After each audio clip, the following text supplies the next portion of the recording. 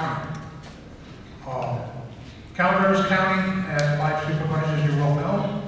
But the reason we're here is for this fire crisis, not for supervisors, not for anything else, but it's here for the whole team. The whole team that is making this project safe for you, protecting you and protecting your property as best we can.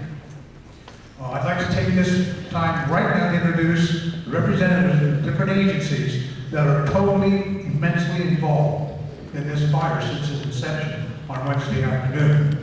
When I say involved, ladies and gentlemen, I mean in the operating center, out in the field, taking care of our volunteer projects, getting animals where they belong, getting our people from the Red Cross that have been evacuated, finding homes for them, and then actually beds and food and things like that. This is not just a solo agency thing.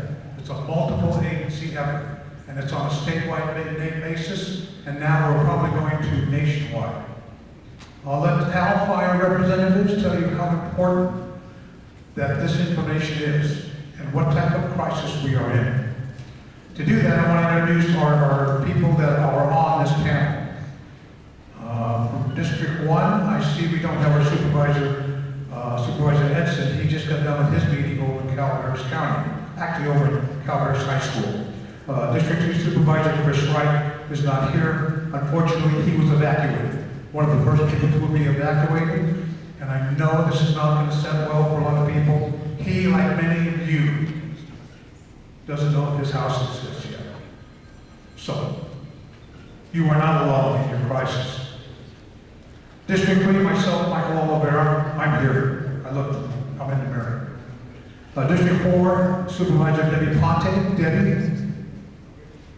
I know Debbie's here. I saw her.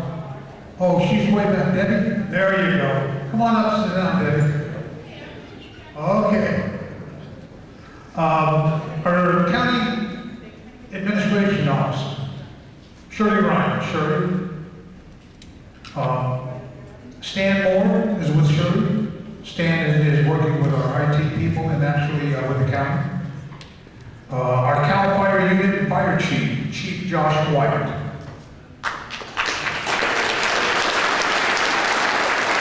Our Evans Pass Fire Chief, Chief Mike Johnson. Our Mercury Fire Chief, Chief Steve Kovacs. Our Angels Camp and Altaville Fire Chief, John Rohraback. Our Cal OES Fire and Rescue Chief, Kim Zakaris. Our Calaveras County Sheriff's Office Representative, Sergeant Anthony Everhart. Our California Highway Patrol Representative, Lieutenant Dwayne Lewis.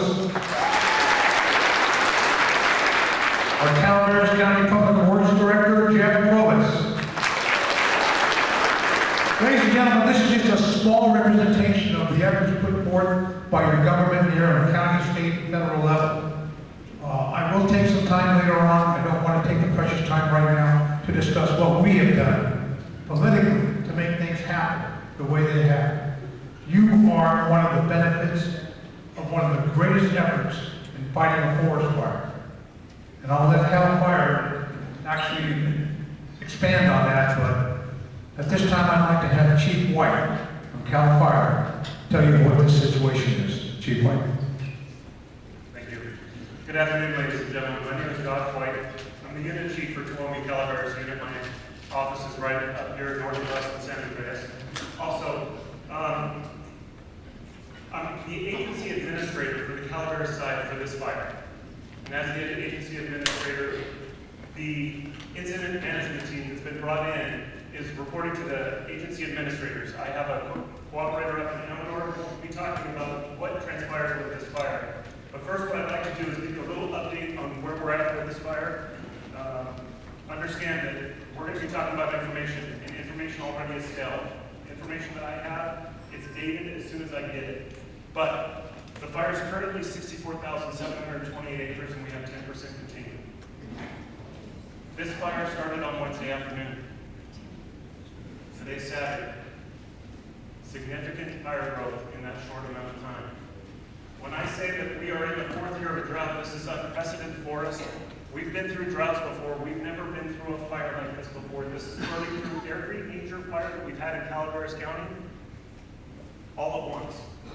So please understand when I talk about epic proportions, I'm not being melodramatic. But 2 years ago, I went through the rim fire. I saw incredible fire growth.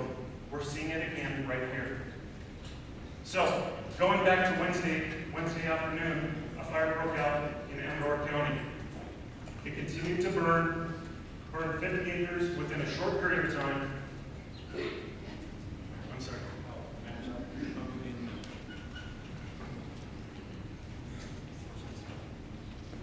Okay, we're going to get a map going here in a second. Sorry for technical difficulties. But I'm going to be talking about this, and then we're going to have the map, and then I'll be able to go into some more detail. Within a matter of hours, the fire jumped the McCallamy River and started burning in Calaveras County. Now, when the fire first started, Calaveras sent resources to assist Amador County. We were already involved in the firefight. When it was obvious that this fire was having some potential, we sent additional resources onto the Calaveras side to start paying attention to see what it's doing and what's the likelihood of that fire jumping into Calaveras. So by that night, the team, we had 4,000 acres. We knew that team, that we would need an incident management team.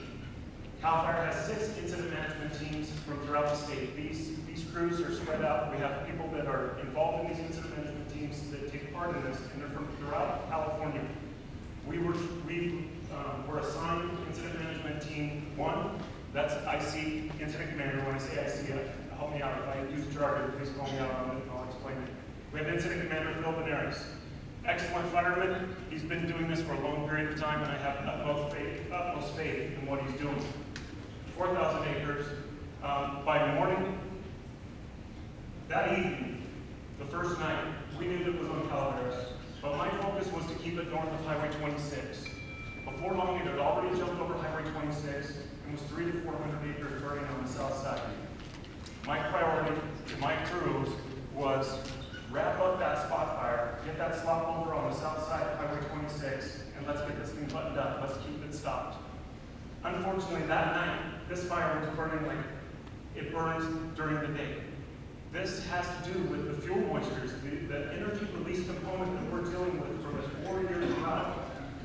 When I say energy release component, we track fuel models and how much moisture is in that fuel, so we get an idea of what's going on.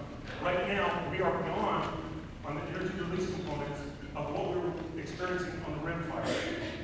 What that tells us is energy release component. What does that mean, Josh?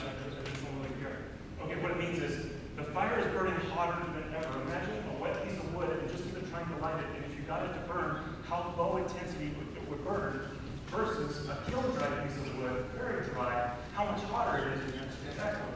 That's the forest right now. It is incredibly dry.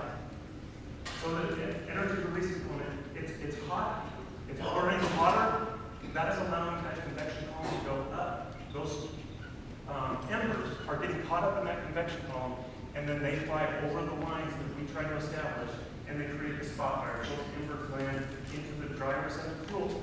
All of that is really dry and ready to go, and then we get those spot fires way out ahead of us, and we're not able to capture it. So the fire was influenced slightly by a north wind. We were dealing with a fuel and topography-driven area. If you're familiar with that area up there at all, it's very steep and heavy with the brush loads. Lots of heavy brush, steep canyons. Yes. All right. So we're up here, and this is the fire growth at 64,000 acres, 64,728 acres that we're dealing with. And bear with me, and I know that we're going to be discussing it, but information gets old.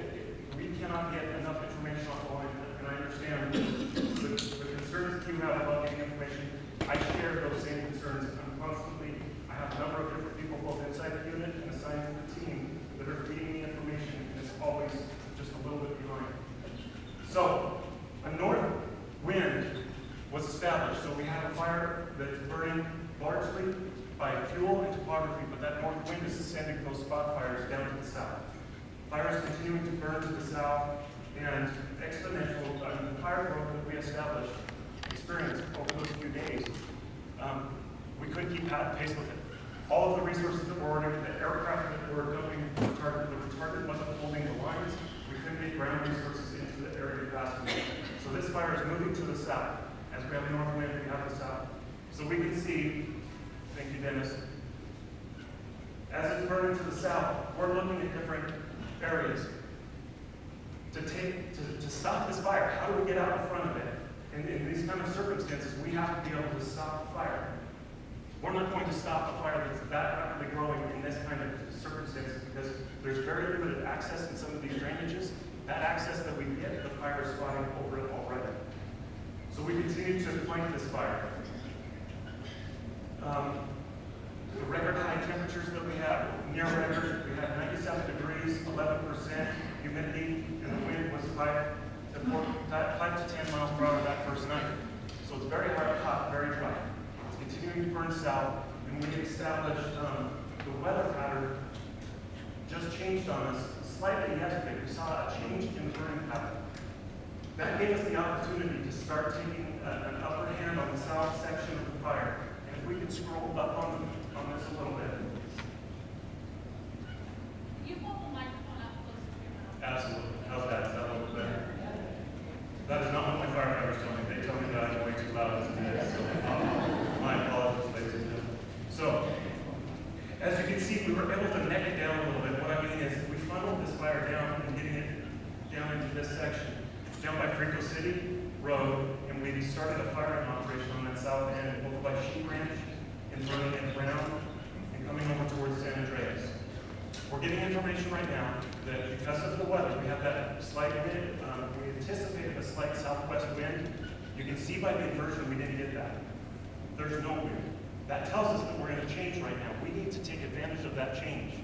Change in the weather, we have higher humidities right now and lower temperatures, so we're trying to focus on taking advantage of that time. Right now, coming in here, we're getting information that there's an evacuation in San Andreas.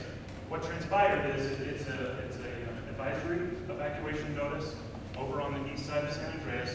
We're working through that information right now, and I hope to have more information regarding that for you before we leave here. It was just right off the top, and so I wanted to make sure that everybody was aware. This was part of our plan, not to do the evacuation, but to have that fire slowly do a lateral fire is burning slower down to the sides. And as it burns down to the sides, we have a contingency line that is going over on the left side.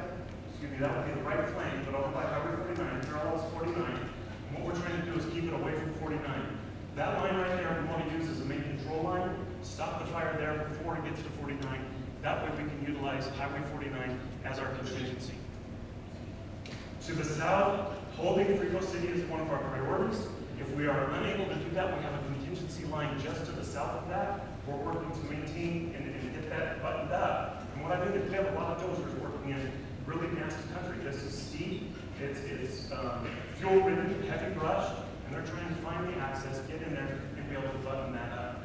Continue to the south. If it jumps Frico City, and I'm saying if, it jumps that contingency line, then we're going to be down here to Highway 4. Down here, we have a little, what works to our benefit is that we have these grasslands and we can take the fight to the fire. And as we get to go more direct, we get to come in with the aircraft and be more effective with all of the tools. That steep terrain and the rugged territory that we're dealing with is what we're fighting up in the center. We have areas of this where the fire is, the fire footprint behind me. We've gone through our 100-year history, all the documented fires that we know of in the last 100 years. Some sections of this have no fire history. It's never burned in 100 years. Others, the Old Gulch, the Darby, the Leonard, we're trying to take advantage of some of those old control points and reopen those containment lines from those fires.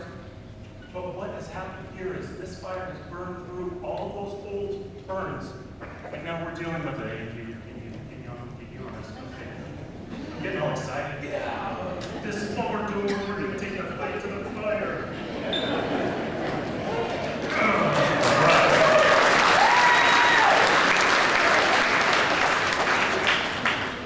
So, in the last 24 hours, approximately, I felt a lot more confident about keeping the fire north of Frico City. I'm getting a lot of good intelligence that we've had a couple spot fires, but we've been able to catch them.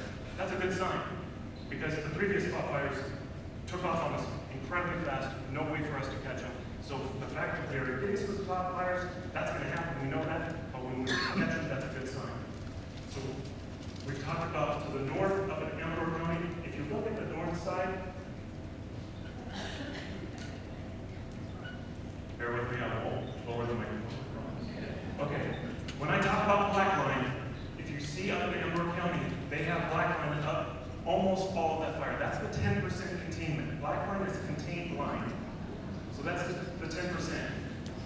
On the eastern side of that open part that goes down, that red line that goes down into the drainage, they are still fighting that. One of the team's priorities is to make sure that we can button that up. Because really, once we button that up and get that whole Amador side closed off, we can reallocate the vast majority of those resources down here into Calaveras. So, the incident management team was ordered on the first night. They came in on Thursday morning. These are people from all over the state. They're a team, they work together, they're very cohesive. It's a great harmony. But they get together with the units, and we're giving them our objectives and our wants and needs, and they go moving forward. They took the fire over at 11 a.m., so that first operational period, they had the fire bureau with over 30,000 acres just in that first operational period. Second day. That second day, how's that? That second day, the fire made some significant, strong pushes, further than even my expectation, even what I thought was going to happen. It continued burning to the south, but like I said, in the afternoon, it stalled on us, and that's what we're taking advantage of. So the incident management team has been doing significant resource order requests. We're getting a lot of equipment in here. You've seen it coming through, and now that we have that Amador side taken care of, one of our focuses has been get the incident command post, which was up in Amador County, down here into Frogtown. So they're setting up in Frogtown right now. Tomorrow will be the first morning that we're fully operational out of Frogtown. That's going to be really good for us. It's going to improve the informational flow, and I'm looking forward to having that. And I appreciate the team taking the effort. At first I didn't want to do it because it's an operational impact to the team and it slows them down. But with that little lull, we're taking advantage of that. We're taking advantage of all the factors that we have for us. So I'm going to try to keep going fast, but I do want to give you a lot of information. I've talked about the south, I've talked about the west side, I've talked about the north side. As we look at that map, we know that east side. You look at that east side, and where's this fire going to go? What's open? How are we going to hold it off of all those steep drainages, heavy fuels, and everything else?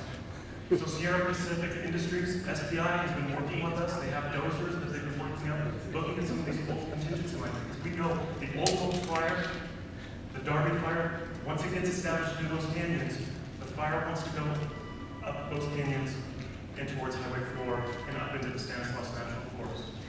So we want to cut that off. We want to prevent that from happening long. We want to keep the fire growth as low as possible. They're working on that eastern flank as we speak, getting the contingency lines in there and take advantage of the weather patterns that we have. That's going to be the next spot. Once we get this southern end buttoned up, that's going to be our primary focus. We're working closely with the Stanislaus National Forest.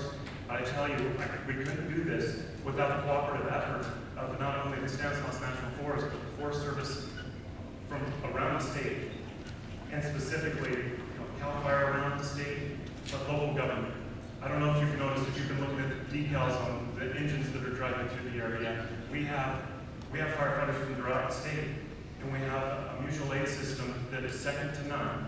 It is absolutely the very best in California, and I have to thank Chief Kim Segaris for Cal OES. They make this happen for us. They mobilize these resources. We couldn't do it alone. CAL FIRE, we know we couldn't do it alone. But they've mobilized the resources. We have a lot of equipment coming in and to protect that Highway 4 corridor. So that's one of the reasons that we were working with the Sheriff's Office and looking at the evacuations that we did. We had to get ahead of this fire the first day, the second day, the third day, we were behind the fire.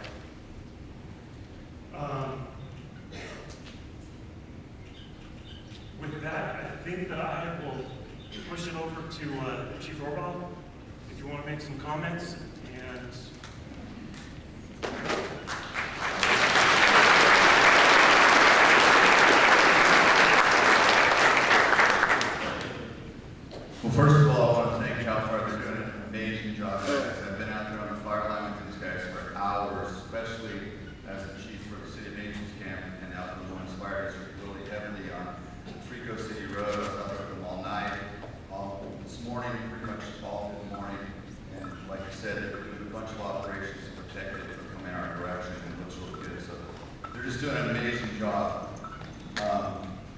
I want to reiterate for everybody is the importance of evacuations. I know some people are upset. It doesn't appear like you need to leave.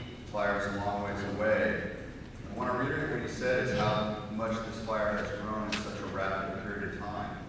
And it's unpredictable. We had multiple wind direction changes. They set up in front of it, it changes, it goes the other way. So I really want people to pay attention to that. It really helps out law enforcement, it helps out the fire service. And it's not just the life safety issue, which is the most important thing we want to get you out of there, but when people stay home and people stay on the roads, it really impacts the public safety services coming into those areas. When we have the ability to get in, we don't have traffic coming out, it makes the operation much easier. And sometimes those delays are devastating and it causes a problem with life safety. So I just would like to reiterate that. The local government, fire departments are working extremely hard with CAL FIRE. We work a lot as like an agency rep, giving them information specific about our locations. And most of the local governments that are in the county are also assisting in some capacity with the firefight. So the take-home message from me for the communities that have the evacuation orders is please pay attention to that. There's an app called Nixle, it's N-I-X-L-E. They give you updates. Anytime there's a change from CAL FIRE, law enforcement, OES, anything, it immediately will update your phone. So again, that's N-I-X-L-E, and it's a great app to have. It comes on your email or text message, however you want to set it up. There's three kinds of evacuations that normally you might get advisory. When you see the advisory, I'd like to see people start to get all the important things in order, your medications, things that are important to you, and get ready to go. When it becomes a voluntary evacuation, that's the point where we would like people to go, so it makes it easier for law enforcement coming in there, or if the fire department has to come in there to assist with evacuations, it makes it a lot easier for us. When it's mandatory, that's really what it means. I understand that people would like to stay back and protect their stuff, but it would just make it so much easier for all of us, for traffic. As you know, our county has so many small roads, and when we come in to do protection or to do any active firefight, we're coming in with 5, 10 fire trucks. All of our roads, we all know there's some of them are one-laners, and if we have people coming out all of a sudden, it's really hard for us to get up there to protect the homes. So I'll be in the back afterwards. If anybody has any questions for the City of Angels Camp or for the Altamont Fire District, I'll be glad to discuss it with you. Excuse me, I have a question. Would you give us your best estimate of the situation now as opposed to, or with the weather and the I would defer that, I understand your question, and I will defer that to Chief White. They are the experts in the wildland firefight. Most of your local governments, what we do most of the time is medical aids and structure fighting, commercial firefighting, so I would defer that question to him. Chief White. In your best estimate, when would, or how would the fire be contained using the forecast for weather and the forecast for wind? And what's your worst estimate of the containment of the fire, according to the weather, the wind? Okay, and I want to make sure that I get the question right. And if you could outline it on the map, we could. Sure. Let me grab the red pen. But you're asking me a very dynamic question. You're asking me a very dynamic question regarding a very dynamic fire. Yes. Okay. So for me to give you estimations on timelines, there are none. I just won't be able to do it. Quite honestly, yesterday afternoon, before that slight weather shift that we had and we were starting to take action, we were working with Tuolumne County, making sure that they were aware of what was going on. That's how fast this fire is moving. So I don't want to give any false promises that, hey, everything's great, we're looking great, because we're not. This is very significant fire activity that we're seeing. The fuels that are on the ground that I was talking about before are not any wetter right now. It's just that we're taking advantage of the weather pattern that's in right now. So we're trying to save this picture right here, but can we just expand it right now? We'll get back to that.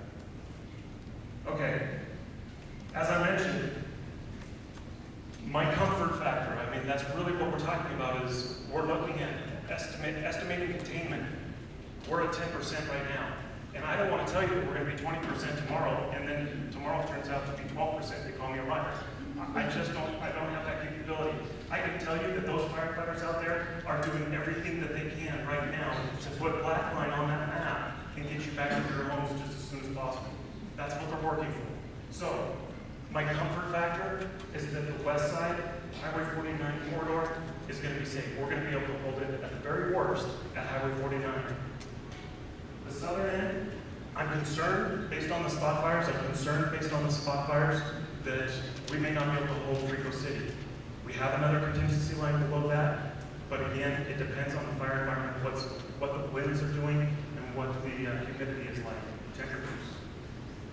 As we go further to the south, I'm confident if it goes that far as Highway 4, that I'm confident that we will be able to hold it at Murphy's Grade, Highway 4. But my least comfort factor, the area that I'm most concerned about as far as true containment is going to be that east side. So I'm confident the east side is going to continue to burn because we just don't have access. We don't have any way to get in there and stop the fire. When we have aircraft, and today because of the inversion, we don't have any fixed wing aircraft. When we have aircraft, that aircraft drops retardant. That needs to be followed up by firefighters on the ground so that we get those lines cut in. Right now, we're looking for those spots, those opportunities. I'm sorry, I know that we started with questions, but right now, we're going to continue, and we will do questions, Q&A. Hopefully, the questions that you need answered will be discussed during the presentation. So I'll turn it back over to... Thank you, Chief White. Ladies and gentlemen, a couple of ground rules to make sure this is very productive for everybody. Please start forming your questions in your mind. We will have a very long, hopefully, question and answer period. Our presentations here by our various representatives may answer those questions. And questions I know that is very important to you right now is, if I'm evacuated, when can I get back to my house? And can I go in and see what's happening in my area right now? Or can I go get my cat? Or do I have a house left? Those are the type of things we'll be able to answer. But keep in mind, we don't have a crystal ball. Give you an example of what happened. We started here, we got here about 3:15. I believe it, Chief Bordeaux, you're back there, we had this conversation. At 3:18, I believe that number's correct, we received a NIXL notification to the communities in San Andreas to immediately evacuate. Mandatory evacuate, that means go. Don't take the dog, don't take the car, get out. About 12 minutes later, that was changed to advisory, saying, okay, pack up and stay. That's how fast this thing is changing. You see what's happened over the last couple of days. So please keep your questions in mind, and I would like to make sure everybody has a chance. If you have a question during the question and answer period, if you'll come over to this area, instead of us chasing around the microphone, we'll get a lot more questions in and hopefully a lot more answers. Thank you. Thank you very much, Chief White. I believe next up it'll be Sergeant Everhart from the Calaveras County Sheriff's Department. Hello.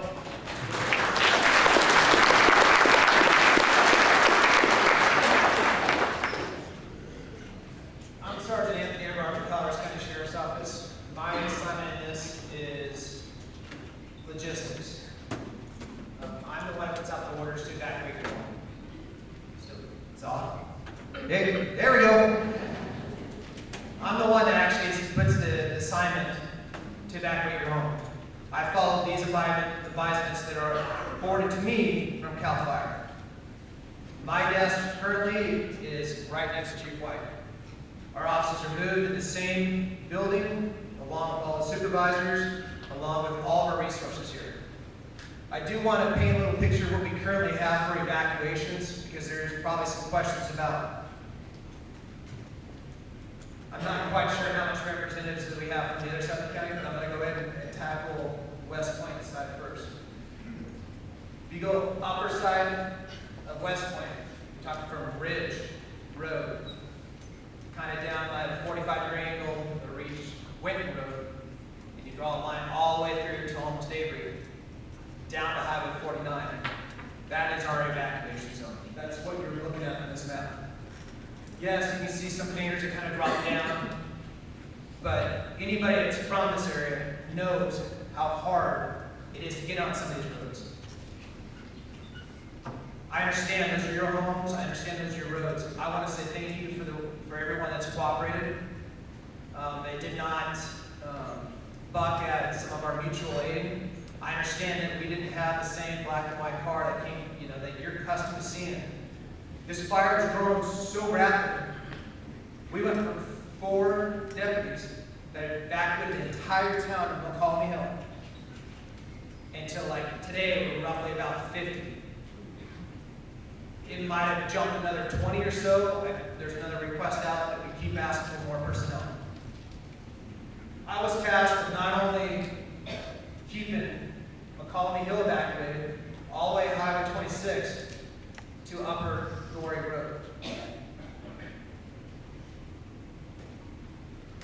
What happened is this fire kept rolling forward. Our personnel staff was probably at the time about 16. You can understand how many houses from Highway 26 pushing towards Mountain Ranch, where you have about 16 officers that are trying to get ahead of this because we care. It's just like no matter what district you go to, what road you go to, you just know, don't take that road. The bridge is out. So you have somebody from not from their area that's heading down the road and all of a sudden the bridge is out, and it's like, whoa. They got to go back the same road, work all the way back around, work back towards the fire, the bridge is out, and take off and keep on going. That's why it's so important when you get that mandatory evacuation, or you get that advisement, if it's either reverse 911, follow it. If you're not following it, please get your stuff together. It's a job, it's a chore. It's not something that we want to displace you. Some of the questions I filled out, were kind of aimed at, why are you displacing us and that type of stuff. This fire's not over. It's changing, and you can tell by the clouds. When I first came in here, it looked pretty clear on this side. And you look outside now, it's a little bit more cloudy, and you can obviously see the smoke starting to settle down. So let me back up. So you go down 26, all the way down to 49, with an exception of Santa Cruz. When I say exception too, that's roughly Gold Strike behind the government center. Obviously Calvaritas to Highway 49, all the way to Angels. And when I say all the way to Angels, an exception to Dogtown, Gardner. So when you're talking about Highway 49, if I'm painting this picture there, everything east.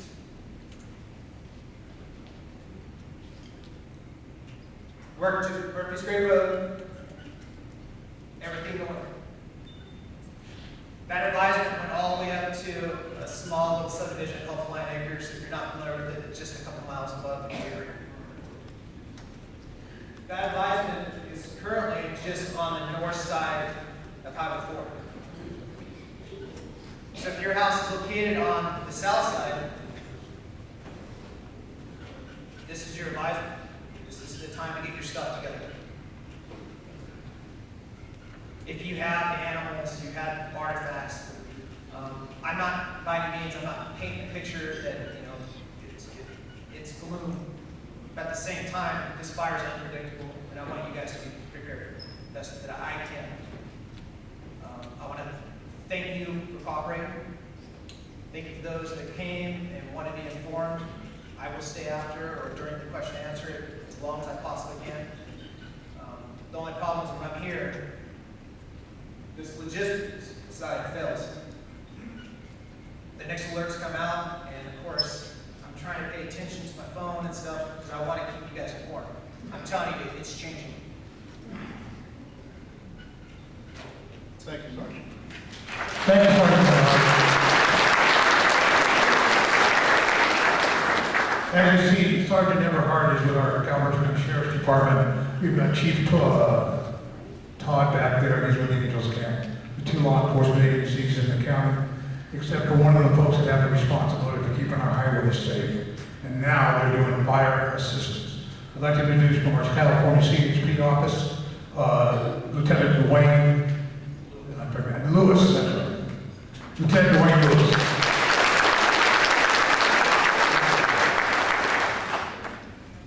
Thank you for being here. I gotta tell you straight up that I am not a firefighter, so I don't know about fire stuff except to run from it. That's why I became a cop, because I hate fire, okay? So let me tell you this, as you already know from some of the other presenters, this thing started Wednesday afternoon. I was on my way home, and I saw the smoke column, and I went, oh no, I better turn around and go back. That's how big it was. So I've pretty much been in here since. We understand what you're going through, because this is our community too.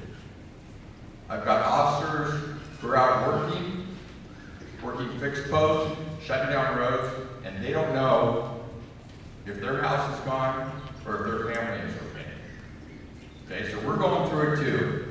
I can tell you that I have 6 employees who have been, evacuated from their homes. Okay, just like all the rest of you. So, what I want you to know is we are assisting the Sheriff's Department. We have a representative at their Emergency Operations Center, communication with the CAL FIRE and all the other OES people and everything else. So it is a collective effort. We're all working together to get this thing over as quickly as possible. I can only reiterate what they say is when those advisories come out, or those warnings, or those mandatory evacuations come out, it is crucially important that you adhere to those and you take action. We already talked about trying to get equipment in there and stuff, so I'm not going to continue on that route, but we've got officers trying to get into areas to assist the Sheriff's Department with those evacuation notices, knocking on doors, and continuing to patrol in the areas that have been burned for any of our unseated people who want to come up from other communities and try to loot. Okay, so that's one of our focuses in conjunction with the Sheriff's Department. And I know Sergeant Everhart talked about it. I don't know if he threw out numbers. I know I was over at the Third Emergency Operations Center last night, and Tony, correct me if I'm wrong, but something like 32 other law enforcement officers from the Sacramento area up here to assist. Okay, so please understand this is a consolidated effort with everybody. We all work together, we live here. So what I want to do real quick is I just want to give you some brief updates on, as of 2 o'clock this afternoon, the current road closures that my officers are manning. I will give you a little bit of information on the Calaveras side, on the Amador side, if you're interested, but I'm going to pretty much focus on the Calaveras side, okay? Right now, pretty much all of Highway 26 is closed. We have shut down on Highway 49 up to Winton Road. Amador CHP has it closed at 26 and the McCollum Bridge, the McCollum River Bridge. So it doesn't really affect West Point at this time. We're not letting people in to that area because, as the fire chief said, that's a concern right now, but we are allowing people to get their stuff and get out. Okay, so that's the first one we have. Mountain Ranch Road at Mills Road is closed. Avery Sheep Ranch at SR4 at Highway 4, and Murphy Sheep Ranch at Algiers. So if any of you are in those areas, if you try to get in there, you're going to confront my officers. They have direct orders from me that if it's a hard closure, what we call a hard closure, nobody gets in. If it's a soft closure, we allow residents in. But that's all directed by what CAL FIRE is telling us as to where the fire is going. Okay? I can tell you on the Amador side, pretty much everything on SR 88, all kinds of spots along Highway 88 is closed. If you want to know that information, I have it. You can come see me afterwards, and I can give you that information. I just want to let you guys know, as they have stated already, how fast this fire is moving. We have video cameras in our cars. And one of my officers drove down Railroad Plat Road, turned around, was going back up to check it again. About 10 minutes later, he's got the video camera on in his car. This is at 12 noon yesterday. And you look at that video, and it looks like it's midnight. It's dark, he's got his headlights on, He's just driven through that area 10 minutes prior, and he comes around the corner and he locks up the brakes on the car and makes a U-turn because there's nothing but a ball of fire in front of him.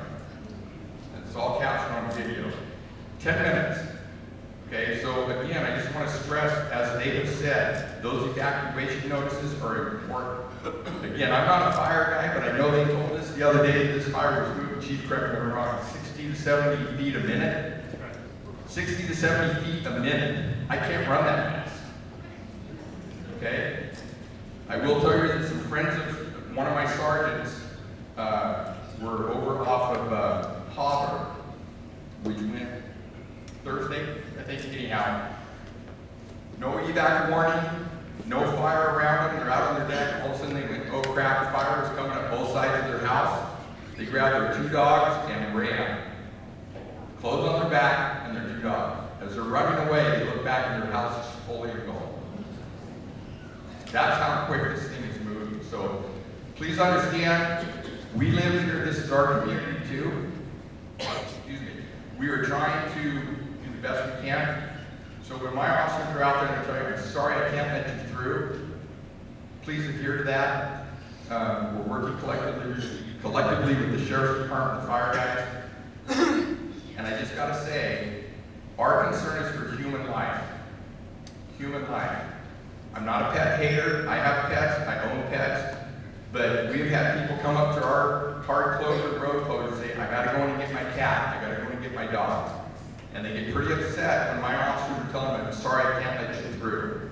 I understand that pets are our family members, but ultimately, I'm going to tell you, plain bluntly, if it's a matter of you or your pet, I'm choosing you. All right? Thank you.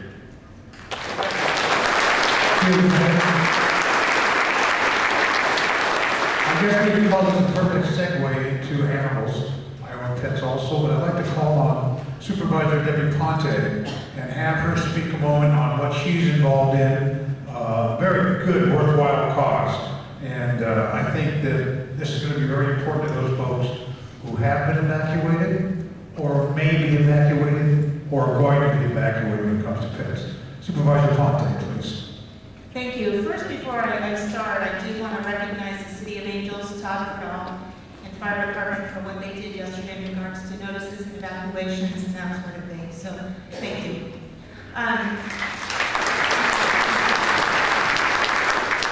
It's a huge job, so I understand that. I am currently out at the fairgrounds, just trying to help out and support Lori Giannetti, the fair manager. Yesterday was an evacuation site with the Red Cross. Today it is the CAL FIRE Incident Command Center. And we are also supporting animal services. So we have animal services in San Andreas who's taking a lot of the dogs and cats, but they're not able to take a lot of the livestock. So the fairgrounds is assuming that responsibility in that role. So we have volunteers there 24/7. There's currently about 400 animals there. And we're in the process now of setting up more cages and things along that line. I can't tell you the tremendous support that the community has received in giving for the animals, people too, and I support what our CHP commander said, but in reality we do have animals that we need to take care of. And we've had a tremendous amount of support of donations, both feeding for the animals, both in San Andreas at the animal shelter and at the fairgrounds. And currently we have expense ranch and feed. We've had a tremendous amount of financial donations given, so it will help people in need as they take their animals from the shelters and go home. We realize in a lot of these burned out areas there's not going to be the feed for a lot of the livestock, and they're going to need support in that regards. We too are hearing a lot of the stories about I left my pet behind, and please, please, please, will you go back and get my pet? We're not able to. I know it's difficult and trying to work with people and talk to people about that, but really at that point, the priority is saving life, and we're not going to rescue, or excuse me, we're not going to put anybody's life in danger of going back and getting the pets. We have our local veterinary services that are also evaluating these pets as they're coming in and being able to support the pets and so on and so forth. We have a mini evacuation at the fairgrounds. We have about 50 RVs that are there at the campground. We have surrounding RV parks that are waiving their fees or greatly discounting their fees for RVs and people to go to. Red Cross will talk a little bit about the shelters.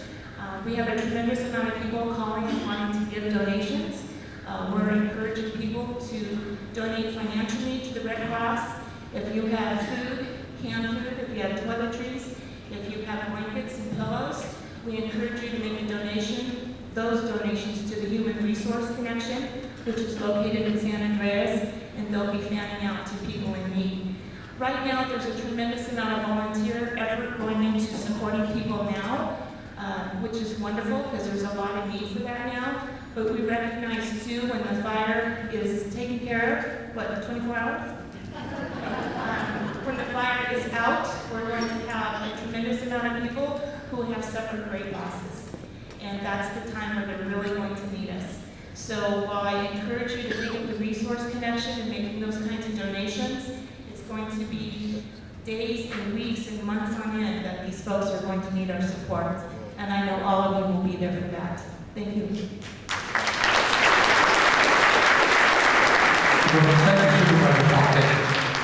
And we mentioned Red Cross, and I want to introduce a good friend of mine. He's actually run the Red Cross program here in Calaveras County. He's a former retired CHP officer, Mr. Cass Castillo. Cass. Mike's right here. Take a minute to come to Red Cross and live right now what you need.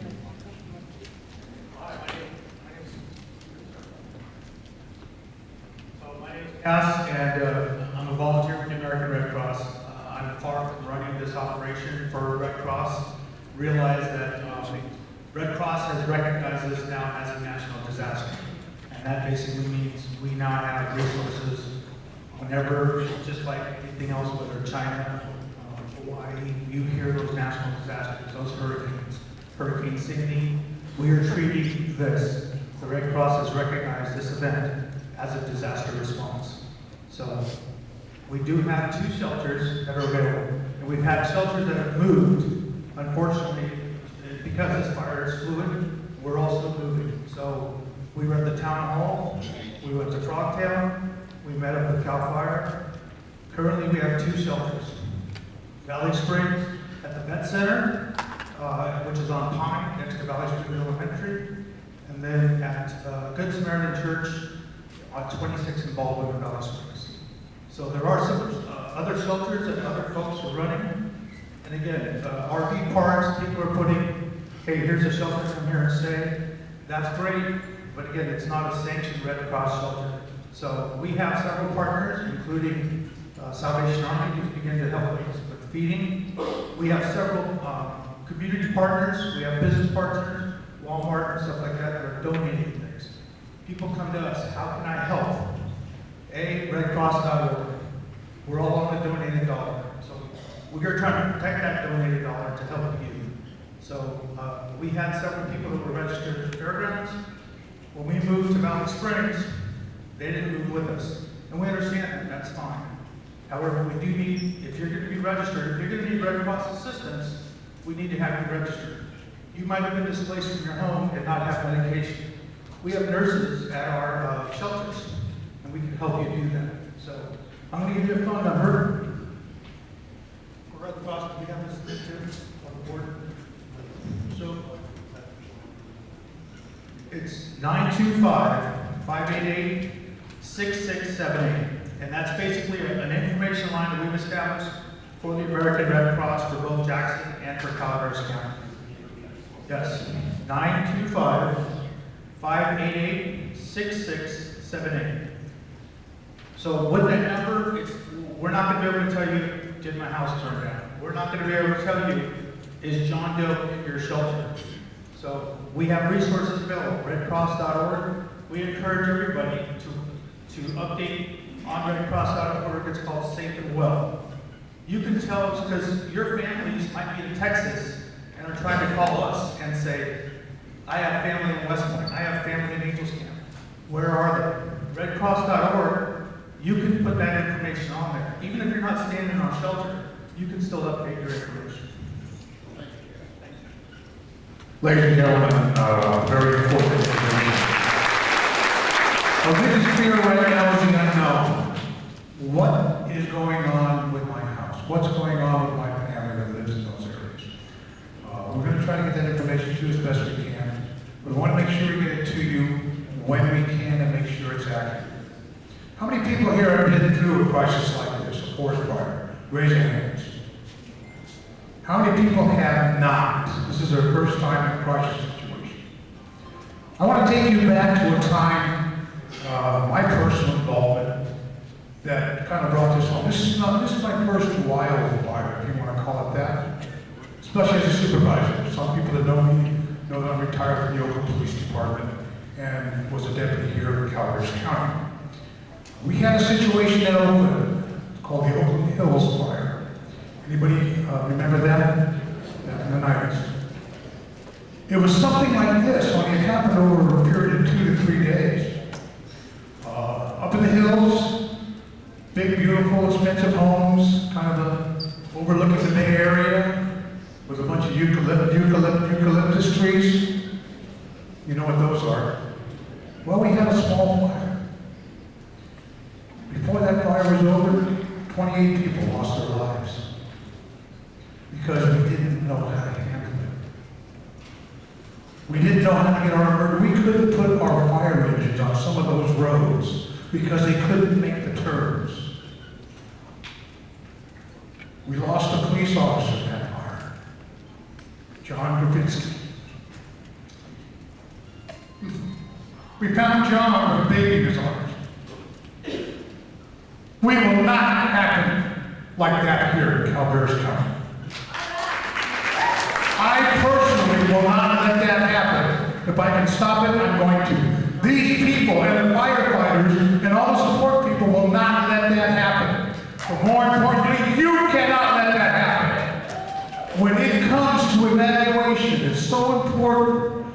I know it's confusing, but please, I'd rather have 5, 10, 15 false alarms than one very serious incident that we can't bring back. We can rebuild, folks. We can't bring back life. So keep that in mind. I know I'm getting kind of emotional here. This is very important. I don't want to lose anybody in this county, in this state. And to do that, I need your help too. With that, I'm going to turn it over to our County Administration Officer, Shirley Ryan. She's got some good information for us. Shirley.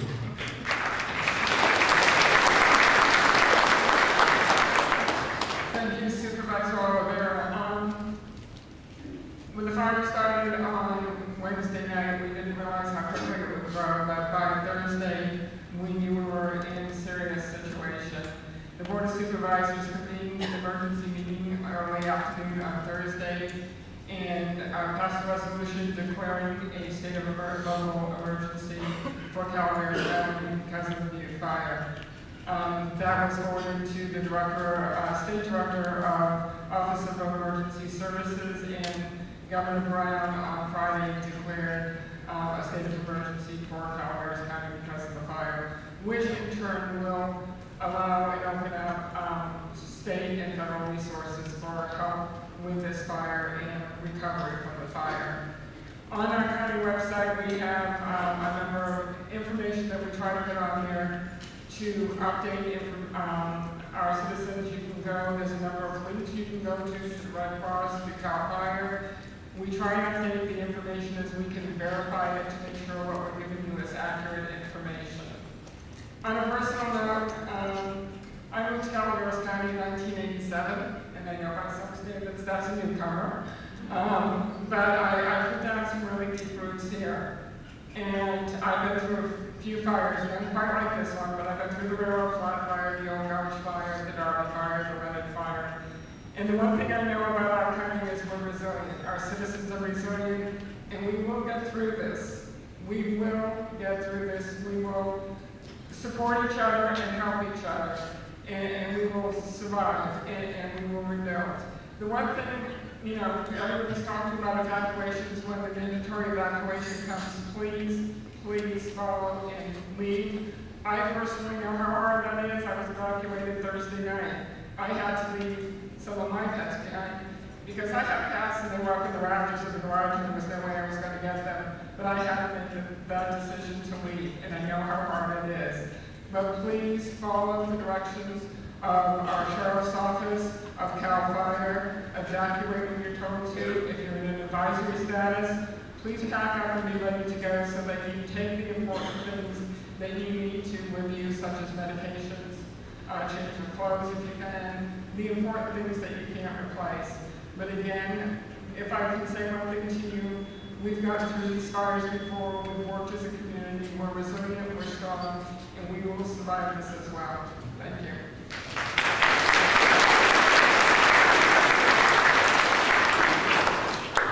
Ladies and gentlemen, I'd like to hear from our health services. Take a look out the window. That can't be healthy. That cannot be healthy. Our health services division in the county is attacking this problem and preparing for it. There we go. I knew you. Hello, I'm Linda Wynn, and I'm a public health nurse, and I'm the public health manager with CalVAR's Health and Human Services Agency. For those of you who are currently under evacuation, I understand right where you're at. My house is right somewhere in the red center there. And those of you pet lovers, I understand that too. I have to leave pets as well. Now is the time, but for those of you in the non-evacuated area, I cannot stress the importance that you listen to what these people are saying and get yourselves ready. Decide what you need to take, get your important things. Also, make your emergency plan with your families. If you get separated, where are you going to meet? Identify the person that you're all going to call and say, hey, we're all doing fine. Take the time to do that now, because when that advisory comes, you are not going to be able to think, what do I take? And you will find yourself taking the strangest things, which quite frankly won't be of any use to you when you're in shelter or when you are sitting in your car. So really take the time to do that. The officer here spoke about the roads. When we left down Mountain Ranch Road, the number of people coming up, driving wildly with their trailers and their horse trailers was unbelievable. It was a dangerous situation. So please, plan now. The smoke, use your common sense. If you can see it, smell it, taste it, think it might be smoke, it is. If you've got someone with a chronic condition or have one yourself, stay out. If you get into trouble, seek your usual source of medical care. The other thing is, if you, even if you don't have a chronic medical condition, stay out of it as much as you can, because it is not good for anyone. We are working in conjunction with the Red Cross here for the shelters, and I've been in the shelters most of the couple of days, and I want to let you know that while it's not home, they are doing everything they can to make you comfortable with the resources that they have. So there you go.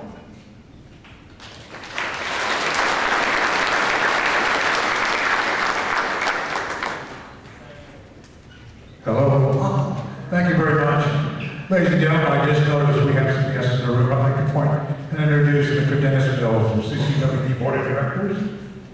Also, I believe we missed our chief from Herb. He's here in this chief time. Our road systems. I know that we're going to be suffering until we get our feet back on the ground. We have our Public Works Director, Jeff Robus, here. Jeff, what can we expect once we get the okay to go back into our neighborhoods? Thank you. Jeff Crowds, Public Works. Public Works Department has a lot of employees that are evacuated, affected, and unknowing if their homes are still standing. They're continuing to work. In terms of streets and road, we've been assisting the Sheriff's Department and CHP with closures. People have been out where they can drive. Public Works crews have been out where they can drive, identifying if we have trees down across roads, identifying if we have bridges that are burned, culverts that are burned. We have to do assessments to make sure it's safe to let the public back on. We cannot get to all roads at this point in time. When we can, we will. We are prepared for repairs when they're accessible. I also want to mention that transit, CalVAR's transit, is available They are in contact with the Sheriff's Department, so if people need help with evacuations or large numbers of people, they are available to help with that. If you need to coordinate with the Sheriff's Department. Integrated waste, we've closed the transfer stations that are east of us, as you would know. Wilseyville, Red Hill, Avery are closed. The rest of the stations are open. The Rock Creek facility is open. We had scheduled a number of household hazardous waste events for the weekend. We have postponed those until we can get past this fire. And again, for more information, check with the county website, Public Works Department, and Integrated Waste Management. Thank you. Thank you, Gary. I'd like to add Chief Cigars, if he'd like to say a couple of words. Ladies and gentlemen, we have representatives here from state agencies, federal agencies, and just to show the participation, when the call goes out, these folks answer the call. Chief?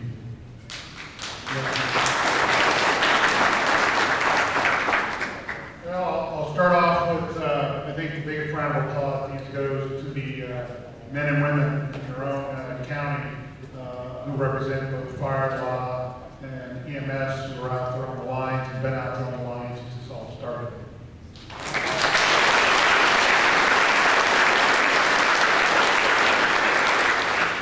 They, along with other government employees that are trying to ensure that they maintain your services, protect your lives and your property, and people such as PG&E that are trying to turn on your power are all the folks that are really the unsung heroes. The folks that are working in the 911 dispatch centers that are taking the calls from you and your loved ones are also some folks that are doing another great job. I'm lucky enough to represent the State Fire and Rescue Mutual Aid System for the Governor's Office. We manage the State Fire and Rescue Mutual Aid System. From the get-go, when this fire started, and working very closely with CAL FIRE, we have moved Fire and Rescue Mutual Aid resources, we already heard, from as far as Siskiyou County in the north and as far as San Diego County in the south. I think on Thursday morning we had about 130 engines from around the state here. Yesterday we moved another 220 engines here into the county. That's well over 350 additional engine companies that are assisting, protecting your lives and your property here today. While we say that, overall there's about 471 engines we've moved in the state that are assisting not only here, but there are at least 6 other major fires burning in the state as of this morning. But I think we would tell you that this afternoon, elsewhere in the state, things are not looking very good either. But again, I think that we're working very closely each and every day to assist you to try to bring this incident to mitigate it as quickly as possible. From a law enforcement standpoint, our agency, working very closely with Calaveras County, has also brought in over 100 law enforcement officers from as far north as Sacramento and Yolo County to as far south as Tulare, representing both sheriff agencies, police departments, and the men and women of the CHP. We're also assisting with emergency management currently. You've already heard we were able to secure a fire management assistance grant from the federal government to assist with 75% of the eligible fire costs for protective services right now.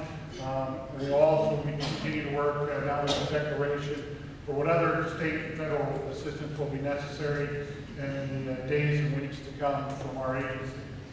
With that, again, my hat's off to Chief White and CAL FIRE for their leadership in managing this and bringing the different fire agencies together, the law and emergency management and all the folks that are represented here, as well as your local elected officials that continue to provide leadership for all of us. Thank you very much, Chief. Ladies and gentlemen, I think this will start our question and answer period. Once again, to make sure we get enough time to do this, if you have a question, I'm going to ask if you can. If you'll step over this area, that way we can save the time chasing you. Before we do that, I want to bring over one thing to your attention. How many people here are wondering when they can get back to their homes if they're back here? Okay. I want you to bear with me for a moment. I want you to kind of go with me on this journey. You've been asked to evacuate. Then you've been demanded that you evacuate. You've left your home, you've left your belongings there. I sympathize with you because I know that you want to get back to your home. Some maybe to see if your home's still there. Some maybe to see how much damage it is. I want you to think about what we have to do as public safety and what's required by California state law and federal law and the role that these gentlemen and ladies have to play. We have to go in and do what's called an assessment. Now, that particular procedure started today. That's done by CAL FIRE, a special group section that does that, correct? In that assessment, they're going to assess, okay, this house is totally lost, this house is partially burned, and they do that by identifying what they have there, plus matching up with county records. Now, heaven forbid, what if they find the person that didn't survive this fire? That changes everything, folks, because the fire department has to do their certain procedure, but guess what? Here comes the sheriff's department. Because we have to treat that as a homicide investigation because we don't know what the cause of death was. That's going to prolong that waiting period.